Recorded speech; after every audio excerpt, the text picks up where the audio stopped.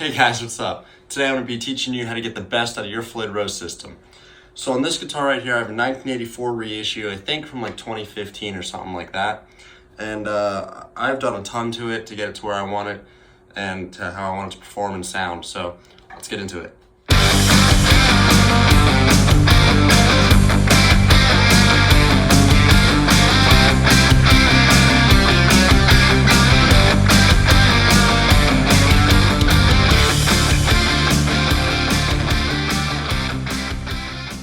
First things first, there's floating Floyd Rose and there's flush mount Floyd Rose, and the original way that they were intended to be used was actually flush mounted until Steve Vai pioneered the floating type Floyd Rose on his Gem guitars. But the way Eddie Van Halen set his up was flush, like the one I have here, and basically that just means it lies flat on the body. And you can only go down when it's flush mounted, but it improves your tuning stability and it's way easier to like set up and tune. And that's why I prefer it, because I don't really use, I don't pull up much, except one of my guitars is set up like that specifically just so I have one guitar that does that.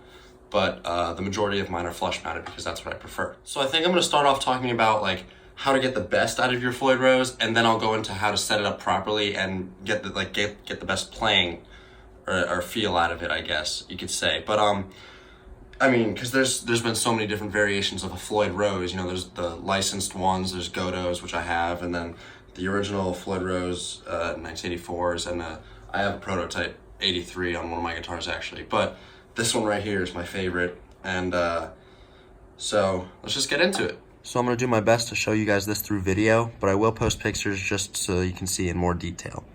So as you can see, this is my 1984 Floyd Rose reissue, and it is perfectly flush with the body.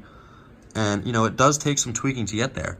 And one of the things that you have to do is you have to remove the tension plate and the shim underneath there. So my bridge is literally screwed in right into the block. So these you can just press these like that. You can just have a little fun there.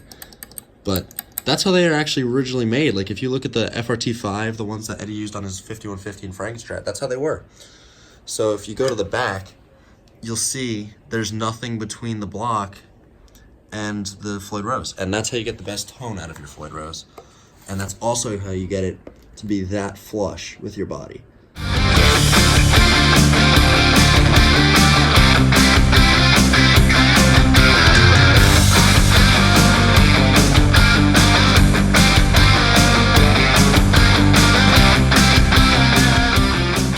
Here's another Floyd Rose I have. This one's from 1983, and the block actually says patent pending, which I'm not really sure if it means it's a prototype or not, because it looks like a Germany-made one. You know, it has the squared off bits right there, but I'm not entirely sure. So this one also, you know, no fine tuner or anything, but I'm going to tell you how to get rid of that. So basically, if you take the saddles off, there's 3 screws underneath that use a hex screwdriver to take off.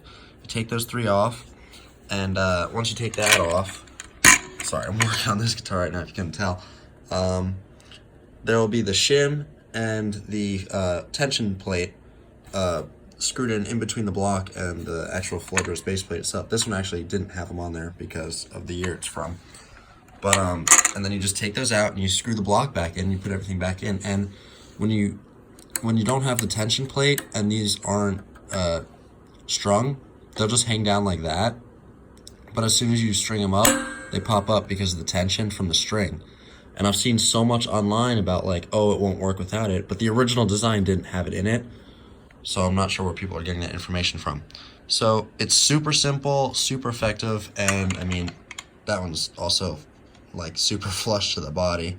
So yeah, I mean, it's super quick, easy way to just get so much better tone, like way more crisp, sustain, you know, it's a little bit warmer out of a Floyd Rose, because, you know, Floyd Rose, they do have a little bit of a tinny sound to them compared to like a hardtail or a Strat bridge, but with the pros that you get from them, it's way worth it. So I hope this helped you guys out.